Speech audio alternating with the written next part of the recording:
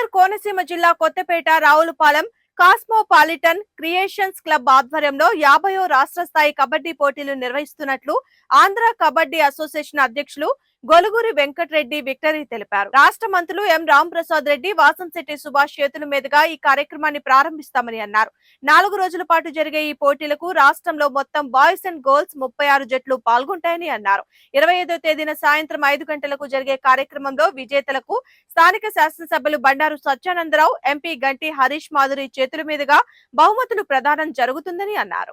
Secretary Srikanth అలాగే మా కబడ్డీ సభ్యులందరూ కూడా కబడ్డీ కోసం ఎంతో కష్టపడి ముందుకు తీసుకెళ్తున్నారు. రాబోయే రోజుల్లో తెలంగాణ, ఆంధ్ర కలిపి ఒక తెలుగు లీగ్ ఒకటి, తెలుగు కబడ్డీ లీగ్ ఒకటి రాబోతుంది. అది ఫిబ్రవరి నుంచి స్టార్ట్ అవుతుంది. ఈ 2 తెలుగు రాష్ట్రాల్లో కూడా అక్కడ 15 రోజులు తెలంగాణలో, 15 రోజులు ఆంధ్రాలో జరుగుతుంది. ఇంకా ఇదే రకంగా ఎన్నో లీగ్స్ కూడా త్వరలో స్టార్ట్ చేయబోతున్నారు. కబడ్డీ చాలా రాబోయే రోజుల్లో చాలా ముఖ్యంగా కబడ్డీ పాత్ర ఉంటుంది.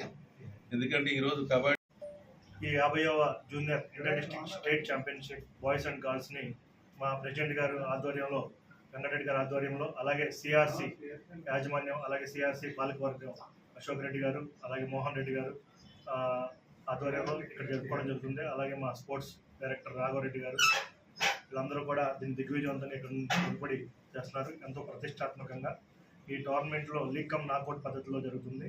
ఇక్కడ సెలెక్టెడ్ టీంని, ఆంధ్ర టీంని ఉత్తరాఖండ్లో జరిగే నేషనల్కి పంపించడం ఆంధ్ర తరఫున జరుగుతుంది. అక్కడ ఈ టోర్నమెంట్ అనంతరం కోచింగ్ క్యాంప్ కూడా నిర్వహించడం జరుగుతుంది.